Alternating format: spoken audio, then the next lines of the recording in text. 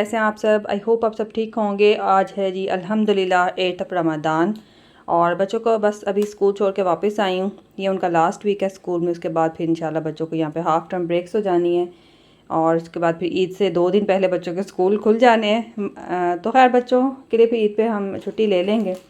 चलें खैर, मैं कॉप की हुई थी, वहाँ से मुझे कुछ फ्लावर्स अच्छे लगे थे तो मैंने सोचा चलें ले जाते हैं वापस। घर जाते हुए कुछ चीज़ें बच्चों की लेनी थी, वो ली हैं, ब्रेड वगैरह, रोज़ वगैरह इफ्तार के लिए। तो खैर ये मुझे वाइट रोज़ेज़ वहाँ पे अच्छे लगे थे, तो मैंने सोचा चलें ये ले लेते हैं। रमज़ान में बड़ा अच्छा लगता है फ्रेश फ्लावर्स हों। सो ये है एक, ये है येलो ट्यूलिप और एक मैंने जो है वो लिया था ये पिंक। सो अभी मैं इसको अरेंज करूँगी। और उसके अलावा इफ्तार के लिए ब्रेड चाहिए थी बच्चों के लिए, ये हार्ड डॉग जो रोज़ होते हैं, केक एज़ यूजुअल। बस बच्चों को एक चीज़ जो पसंद आ जाती है ना, बस वही खानी होती है। तो आजकल ये उनका मोस्ट फेवरेट हुआ हुआ ये वाला केक जो है। आलू लिए हैं और इसके अलावा ऑरेंज जूस फ्रेश बनाना है मुझे अपनी बेटी के लिए, उसको अच्छा लगता है। तो कल मेरे पास फ्रेश ऑरेंज नहीं थे, 2 वीक्स पुराने थे, तो मैंने फिर उसको नहीं बना के दिया। इसके अलावा ये है, ये स्कूल के लिए होता है। और इसके अलावा योगर्ट मुझे चाहिए था और इस बार मैंने ग्रीक स्टाइल लिया, लेकिन ये आई थिंक इसके अंदर कुछ % फैट भी है।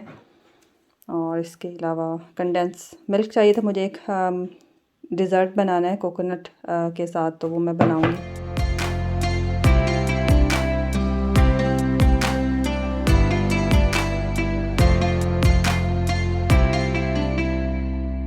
और अभी मैं आपके साथ शेयर करने लगी हूँ एक बहुत क्विक, इजी और मज़ेदार डिज़र्ट की रेसिपी, कोकोनट बॉल्स। और अगर आप चाहें तो आप इसको अपनी इफ्तार दावत में भी ऐड कर सकते हैं।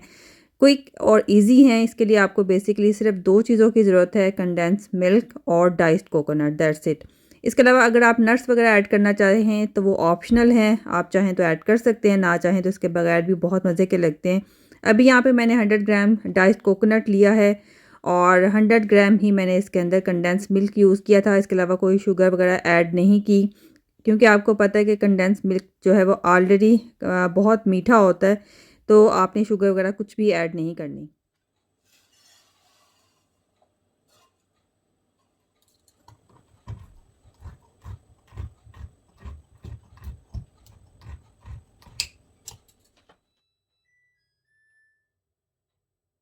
तो यहाँ पे मैंने कैन ओपन कर लिया था और जितना मुझे कंडेंस मिल्क रिक्वायर्ड था वो मैंने ऐड करके बाकी जो है वो ग्लास कंटेनर के अंदर निकाल के फ्रिज के अंदर स्टोर कर दिया था।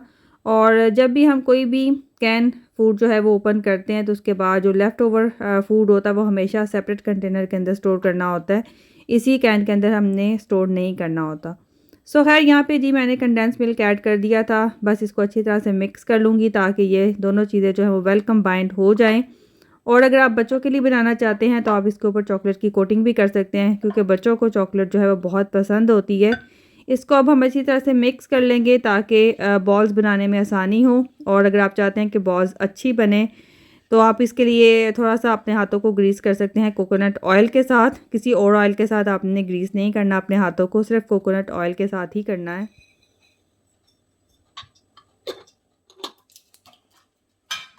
और यहाँ पे मैं यूज़ कर रही हूँ कोल्ड प्रेस्ड कोकोनट ऑयल, और ये ऑयल जो है आपको आराम से हर सुपरमार्केट से मिल जाता है। बहुत ज़्यादा क्वांटिटी हमें नहीं चाहिए, बस उतना चाहिए जितना कि हमें अपने हाथों को ग्रीस करने के लिए ज़रूरत है, ताकि इसकी बॉल जो है वो आसानी से बन जाएँ।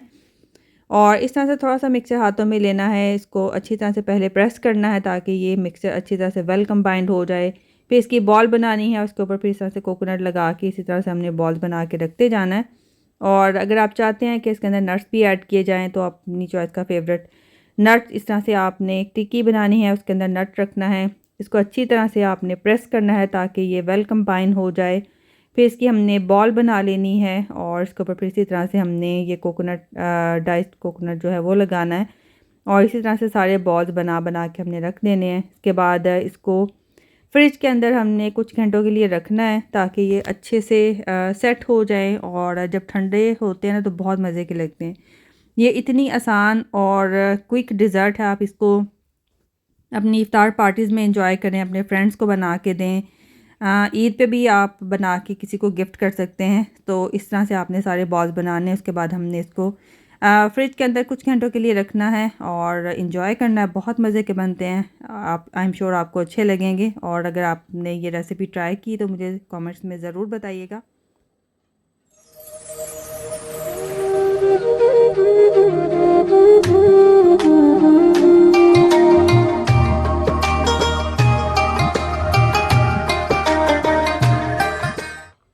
और कंडेंस मिल्क जो है वो मैंने कंटेनर के अंदर निकाल के फ्रिज के अंदर रख दिया था, और बॉल्स जो हैं वो भी कवर करके रख दिए थे ताकि इफ्तार में हम इंजॉय करें, और बहुत मज़े के बने थे। साथ साथ आज हो रही है लॉन्ड्री, मौसम बड़ा अच्छा हुआ है तो मैंने सोचा इस कपड़े आज वॉश करने का अच्छा मौका है।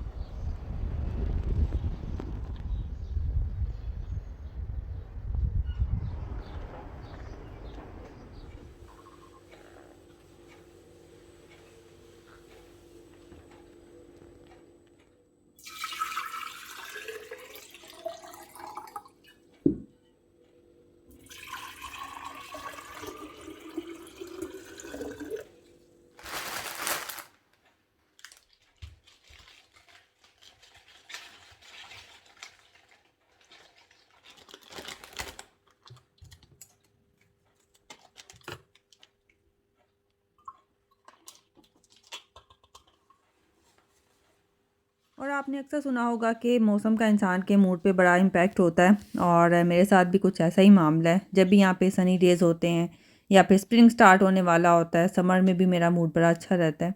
और अब तो खैर आजकल वैसे भी माशाल्लाह से रमज़ान है।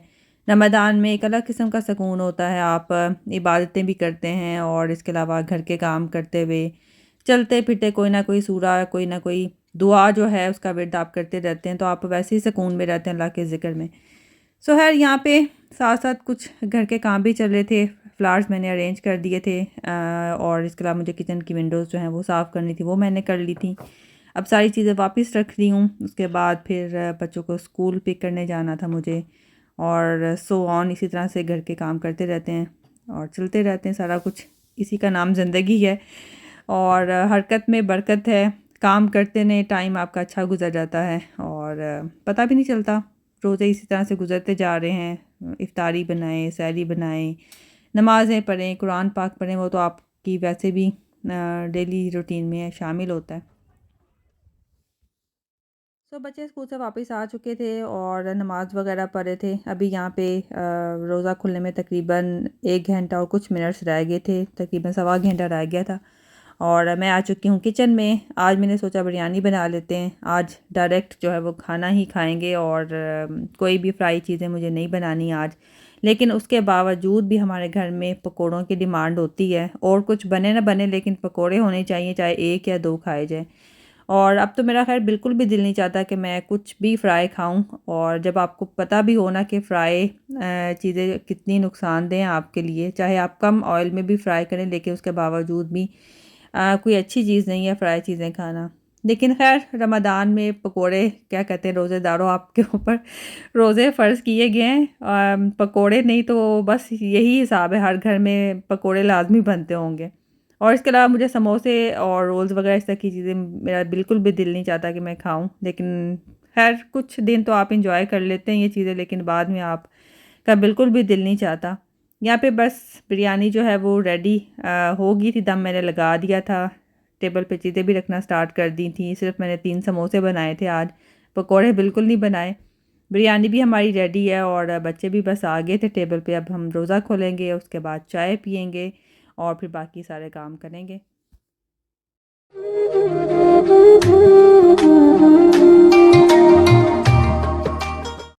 तो यहाँ पे जी अभी मैं बनाने लगी हूँ आलू वाले समोसे। और यूजुअली जो है मैं लंबी रेसिपी जो है वो नहीं बनाती, खाने भी वही बनाती हूँ घर में जो कि क्विक हों, इजी हों, आपका टाइम जो है वो ज़्यादा उसमें कंज्यूम नहीं हो।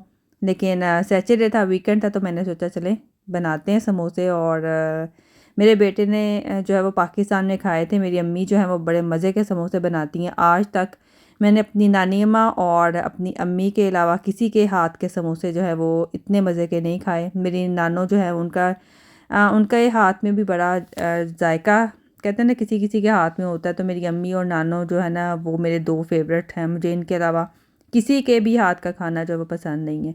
मैं खा ज़रूर लेती हूँ लेकिन मुझे अच्छा नहीं लगता, मज़ा नहीं आता। एक होता है ना कि मज़ा आता है आपको खाना खा के, आपका दिल चाहता है आप खाएँ, वो किसी के हाथ में नहीं अभी तक मुझे आया। सो खैर यहाँ पे और थर्ड वन अगर मैं कहूँ तो मुझे सिर्फ़ अपने हाथ का खाना पसंद है, और अपनी नानो, अपनी अम्मी, और उसके बाद सिर्फ़ अपने हाथ का। और इसके अलावा मुझे किसी के हाथ का खा के जो है ना तो मज़ा आता है, ना ही एक सैटिस्फैक्शन होती है। सो खैर यहाँ पे आपकी बहन जो अभी एक्सपेरिमेंट करने लगी है, और बस आटा मैंने गूँध लिया था। इसको थोड़ी देर के लिए सेट करने के लिए मैंने रख दिया था। उसके बाद फिर बाकी आलू वगैरह जो है वो मैं रेडी करूँगी, उसके अंदर जो भी स्पाइसेस वगैरह होते हैं वो ऐड करूँगी। सो यहाँ पे आटा कवर करके रख रही हूँ, और साथ में अपने बेटे को लगाया हुआ था रिकॉर्ड करने के लिए, अपने छोटे हेल्पर को। सो खैर यहाँ पे आटा मैंने इस तरह से कवर करके रख दिया था ताकि थोड़ा सा ये सेट हो जाए, और उस दौरान जो है मैंने यहाँ पे आलू वाला जो मिक्सचर होता है जो इसके अंदर फिलिंग जानी थी वो रेडी कर रही हूँ, जिसमें नमक मिर्च वही जो रैंडम मसाले होते हैं बेसिक, वही मैंने ऐड किए थे। और कुछ लोग जो हैं वो प्याज फ्राई करके फिर इसके अंदर मसाले वगैरह डालते हैं, लेकिन मुझे पर्सनली लगता है कि ये जो बेसिक वाला मिक्सचर होता है ना बग़ैर फ्राई किए हुए, वो ज़्यादा अच्छा होता है। खैर हर एक की अपनी अपनी चॉइस होती है, सबका अपना अपना टेस्ट होता है, जिसको जो अच्छा लगता है वो उसी को फॉलो करता है। सो यहाँ पे जी समोसे मैंने फिल करके रख दिए थे, और उसके बाद मैंने इसको फ्रीज़र बैग के अंदर डाल के फ्रीज़ कर दिया था। तो ये था जी हमारा रमज़ान वीक 1। आई होप आपने भी इंजॉय किया होगा। अगर आपको वीडियो अच्छी लगी है, व्लॉग पसंद आया, तो प्लीज़ मुझे कमेंट्स में ज़रूर बताइएगा, और कोकोनट बॉल्स की रेसिपी भी ज़रूर ट्राई कीजिएगा। टेक केयर एंड अल्लाह हाफ़िज़।